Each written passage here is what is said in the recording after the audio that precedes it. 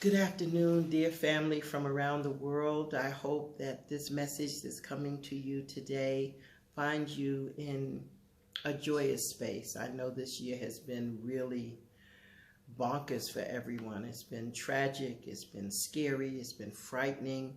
We haven't known what to do, we haven't known how to do. Many of us have had loved ones who have gotten sick. Several of us, unfortunately, have had loved ones who have transitioned without us holding their hand. And we've had a hard time. It's been a sad time. It's been a scary time. And it doesn't look like, for many of us across the world, that it's going to get better, especially in those countries that are hard hit. I do have to say we're very grateful here in Africa that for whatever the reasons, the many reasons, we've kind of battled everything. We've battled Ebola, we've battled malaria, we've battled H1N1, we've battled AIDS and HIV. So I don't know if we've picked up herd immunity, but the numbers here have been low comparative to the rest of the world, and we're very grateful. And I'm coming to you today because I am concerned that we are been frightened enough to be part of a beta test, to see how far we will go, how many parts of our freedoms can be taken, and how many things will we allow to happen towards us that we don't fight about. And I'm not in any way saying that the coronavirus is not a real disease. It is. And I'm not saying that it's not contagious. It is, as are several things: tuberculosis, Hep C, the flu. And yet this has been given a very, very, very large platform to be able to do things that I believe are nefarious. And I'm not a conspiratorial theory person, but this is not a theory. And so I'm coming to talk a little bit about this vaccination, especially the ones that must be kept at minus 70 degrees Celsius, which is minus 94 degrees Fahrenheit. Just to give you a balance, water freezes at 32 degrees Fahrenheit, plus 32 degrees Fahrenheit water freezes. Our bodies are 98.6. At 95 degrees, we start having hypothermia. If it goes below 80, we die. We can freeze to death. So for me, I want to know, how can a minus 70 degree, that is a medicine being held, needs to be held in freezers at minus 70 degrees Celsius, which is minus 94 degrees Fahrenheit, in coming in contact with my body at 98.6. Now, we're told by doctors and scientists and medical people all over the world that ice cold water coming into our bodies are problematic. It slows our blood. It almost feels like fractures inside. That's at 32 degrees. When frozen water is 32 degrees, we are told not to drink ice cold water. So I want to know, how can something at minus 70 degrees be able to come into my 98.6 degree body and not have a major impact on the inside of my body? That's number one. Number two, normal, and you can Google this, there's so much information, much unlike in 1976 when there was the bird flu pandemic, and you can go and look at, Mike Wallace did a major presentation about the pandemic, the scare in 1976. And it turned out that it was really a public scare. It wasn't all the information that needed to be said, even by those who ran the CDC. They didn't tell us. And so please, these things have happened. Pandemics have happened. Epidemics have happened, of course. An epidemic is when it's localized. Pandemic when it crosses borders and crosses continents. But please, please, beloved, I'm asking you to think. Don't panic. Don't panic. And don't be frightened, but be wise. Now, normal, and I'm reading this so I can make sure I don't get the numbers wrong. Normal vaccines are stored between 35 degrees Fahrenheit and 46 degrees Fahrenheit. So that's 2 degrees Celsius and 8 degrees Celsius. That's normal vaccines. The vaccines we've been using for years, good, bad, or indifferent, we can have a conversation about that later, but they're stored between 35 and 46 degrees Fahrenheit. What the heck is in a vaccine that needs to be stored at -70? What is it? -70 degrees. Normal vaccines are stored at plus 35 Fahrenheit to 46 Fahrenheit degrees. Plus. Now there's a vaccine that's being made that needs to be stored at -70, and even its counterpart is still -40, still -30. But -70, the Pfizer vaccine is -70. I mean, that's as cold as Antarctica in the winter. Please, beloved, consider what is in it. What is it that has to have that kind of storage, that -70 degrees? That's almost as cold as the coldest place on earth, in Antarctica, where nothing lives. Nothing lives in that kind of temperature. So just please be aware and be awake. There are things we can do. We've heard about this. They're not pushing it because everybody thinks the vaccine is a panacea for this. But there have been years we still don't have a vaccine for major diseases. We don't have a real vaccine for malaria. We don't have a vaccine for cancer. After 90 years of trying to find it, really, they found a cure in 9 months. So there's two questions. Did they have it all the time, which is a problem? And if they just made it so fast, that's also a problem. So what I'm saying is, please, please use your brain. Think correctly. Please think. And please consider. And please don't let anybody shame you. Don't let anyone tell you it's not patriotic. Don't, because something else is going on. And we need to have much, much, much more information. Now, since this disease is contagious, which it is, you know, I'm not even going to get into the fact of how the hell somebody invented it in the first place. But these, you know, we've had bacteria and we've had viruses since before man was here. And we've managed, and the key is, you know, when we look at the ones of 1900, 1800, 1700, man was weaker. The average age expectancy was 30. Now we're living to 80, 75, 80, 90. We have better diets. We have better hygiene. We have better information. So keep yourself healthy. Every day you should steam. You should be, because it's a respiratory. So keep warm. If you keep your nose steamed with eucalyptus, takes 5 minutes to do that. A couple of times a day, have some warm water.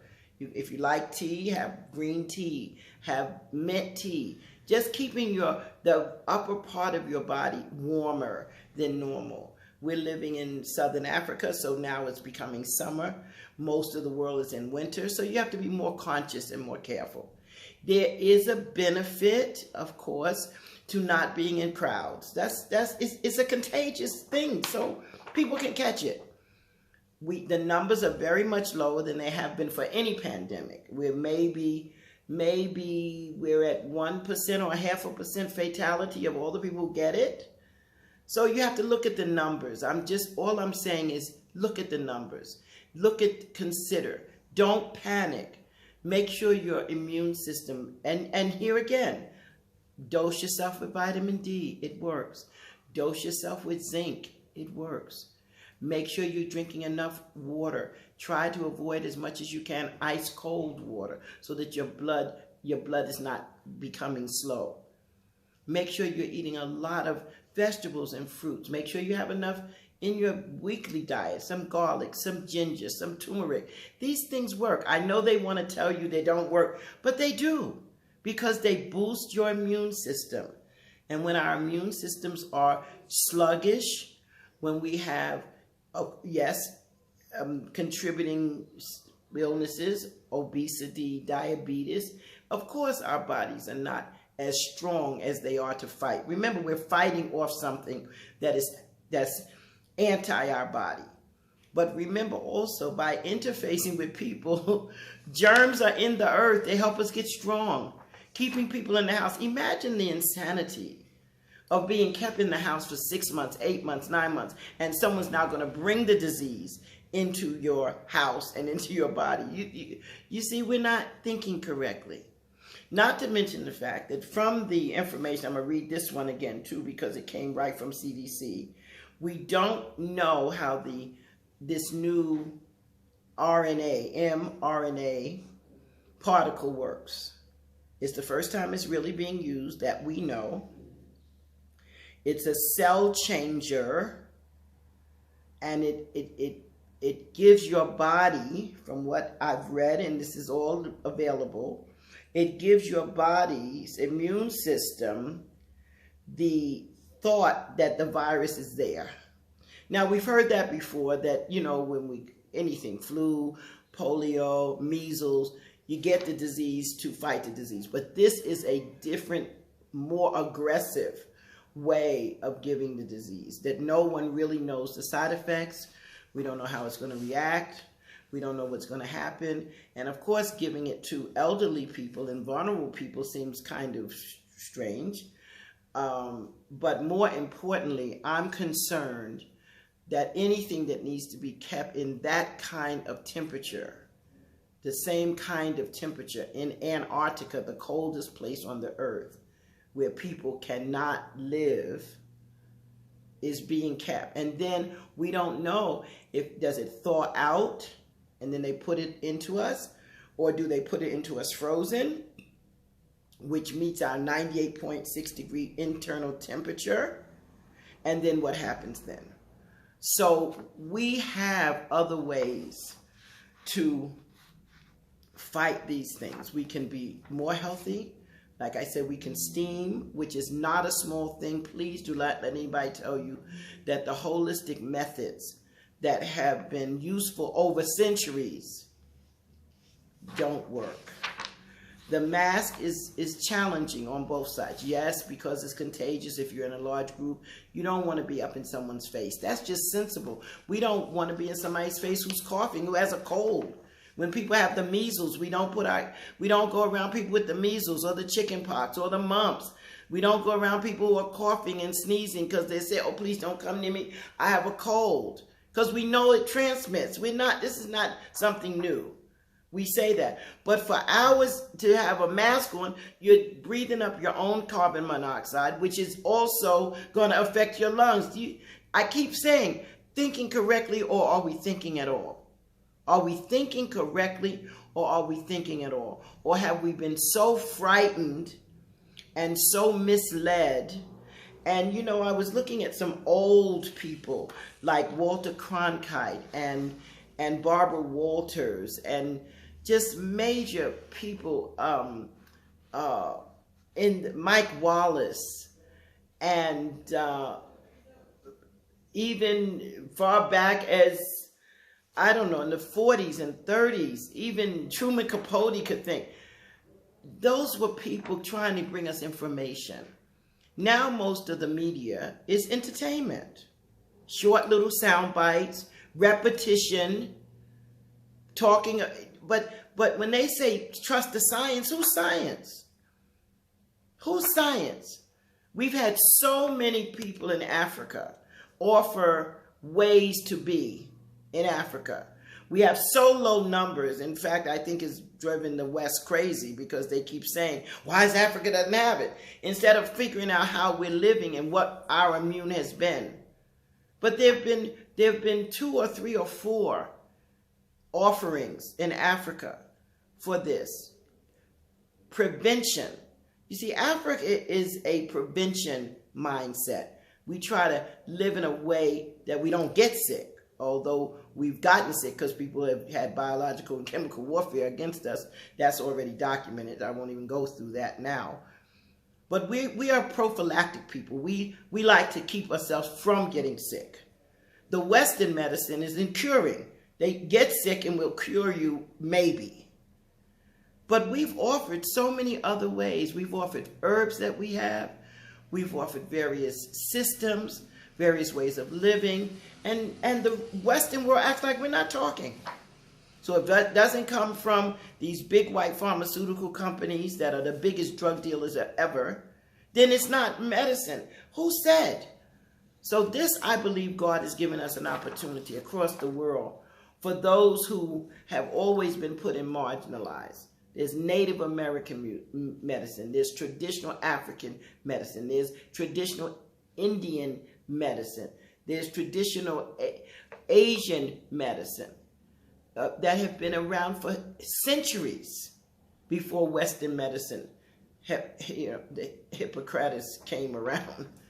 There's been so much, but we've created a world where we throw that away. So my point today, as I close, is please use your brain. God gave your brain to think. Let's start thinking correctly. Let's start thinking, period.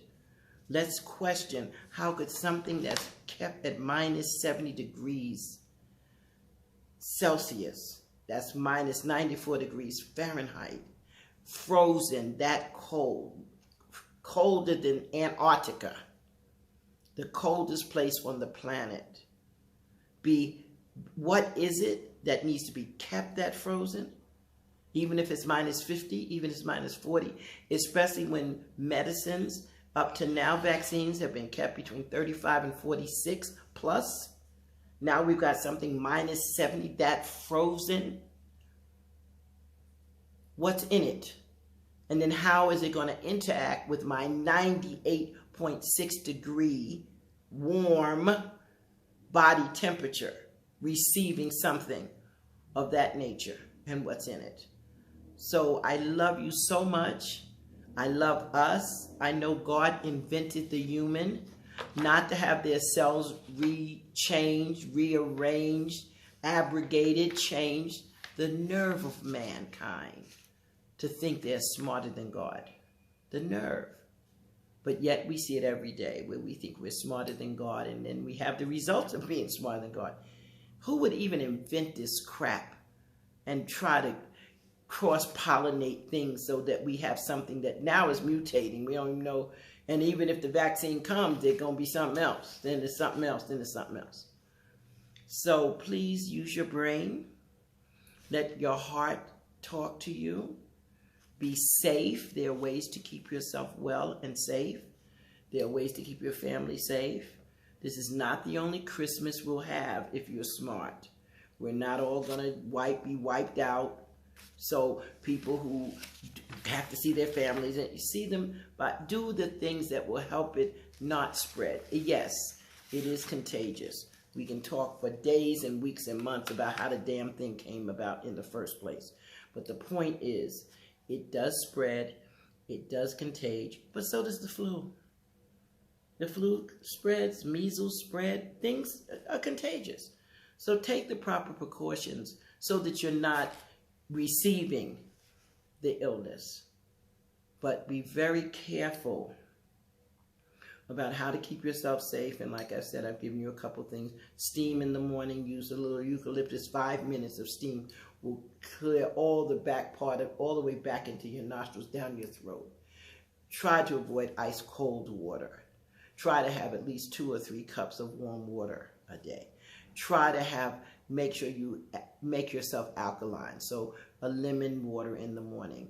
Make sure you have ginger. Cayenne pepper helps the body. These are things that are available and they're not expensive. Make sure your household has vitamin D. Make sure you have vitamin A. Make sure you have zinc in your house. These things are available and they're not expensive. And if you learn to do that, you learn to keep your immune system up, then you have a good chance of staying healthy. And you have a good chance of keeping your family members healthy. For those, of course, I lost a son-in-law, and I understand, and my daughter was sick, and my sister was sick, 2 of my sisters, my nieces. I've had people in the family, all in the United States. We've been very blessed here in Africa that we have been able to avoid. We have just one person in our immediate circle that did contract COVID, but they got healthy very quickly because we spent the time using the things I'm saying. We steamed, we stayed away for a minute, but But it's a tragedy to have people sick and you can't see them because of this. So please take good care of yourself. This is the season. There's a reason for this season. It's a reason of love. It's a reason of giving and sharing. Yes, it'll be different than any one we've had before, but we can manage that. This is not the worst thing that you don't have a big Christmas or you didn't have a big Thanksgiving. It's not the worst thing that could happen to us. What could happen is that we lose people that we shouldn't lose. So be very careful. Think about who you're with and why. If you go into a mall or something and you are there for 20 minutes or 30 minutes, it's okay. Put a mask. And I'm not the mask girl because I can't breathe with it. But if you're going to go out, do the right thing because, like I said, this is a contagion, you know. And so just like we don't go around people who are coughing with the flu or who have chicken pox or measles, we be wise. So be wise. Be wise and arrive alive and be healthy and be happy. I wish you a very, very, very blessed holiday season. I hope that you'll be able to spend some time with family, even if it's through this method. But let your heart not be troubled. Let your heart not be troubled. Bring your spirit into a joyous place. We can choose how we feel. We certainly can't choose all the things that are happening around us because a lot of it's happening by people who are nefarious and evil and wicked, yes, but we were told they would be around. But we can keep ourselves joyous and we can keep ourselves with good cheer because God really has overcome the world. I know it feels like it doesn't feel like that now, especially if you've lost your job or lost your company or don't have money. I know it could feel like this is the bottom has fallen out and it's the worst thing that could happen to us. But if you get a chance, I put a few links at the bottom of this video where you can see other pandemics and how people survived it. You can take a look at a few other people's thoughts on this. Please take some time in your day and do some research. It's your life, and it's the life of your family and your children. And you have a responsibility to find out the real truth. And not just take it in like paddling like someone's telling you. Because they're not telling us everything. And when they keep saying we're going to rely on the science, it's what science? Africa has massive science. They ignore us like we don't exist. So again, this is Mama T, voice of wisdom, getting to the heart of the matter. We have taken some time to think about these things because we love you and we love our world. We especially love our Africa and we want everybody to be safe and well. And I'm so sure that was God's idea when he invented us. So take good care. Happy holidays. And may God continue to bless you and keep you, make his face to shine upon you and give you his peace. Shalom.